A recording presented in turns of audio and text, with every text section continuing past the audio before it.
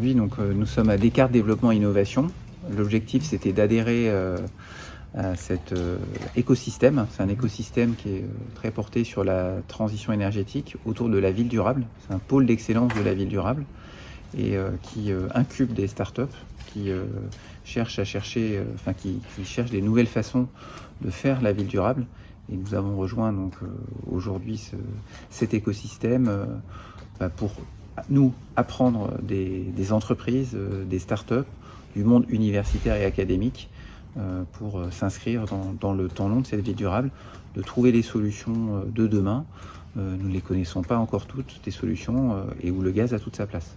Parce que là, apparemment, dans les deux startups que nous avons vues, ce sont des startups qui n'utilisent pas de gaz. D'après ce que j'ai vu, il y en a, pas beaucoup.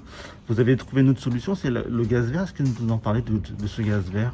Quelle est la différence entre le gaz naturel et le gaz vert?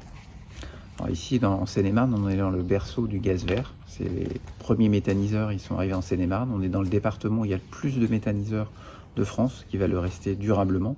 C'est aussi un département où on a cherché les premières solutions innovantes pour permettre au gaz vert qui est produit localement d'être consommé dans les communes d'à côté. Donc c'est compression, on en a de compression à côté de Meaux. Donc ça, c'est le premier département. 75% des besoins de consommation en gaz en 2030 seront produits localement. Donc c'est à Nanteuil-les-Maux, c'est bien ça? Ou Mareuil-les-Maux? Mareuil-les-Maux.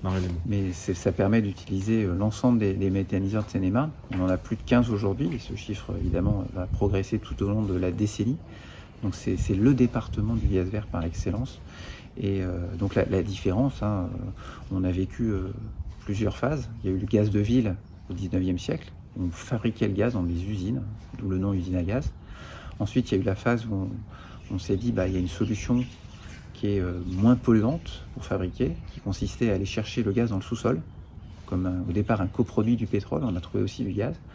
Et puis maintenant, on se rend compte qu'aller chercher dans le sous-sol le gaz fossile, ça pose d'autres problématiques. On a découvert ça finalement très récemment avec le réchauffement climatique.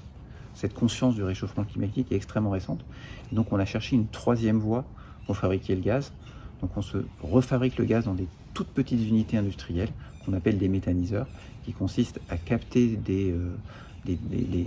soit des déchets, soit des coproduits d'origine agricole ou d'origine, ça peut être des stations d'épuration, ça peut être des biodéchets, et on fait fermenter ces produits et on récupère du gaz.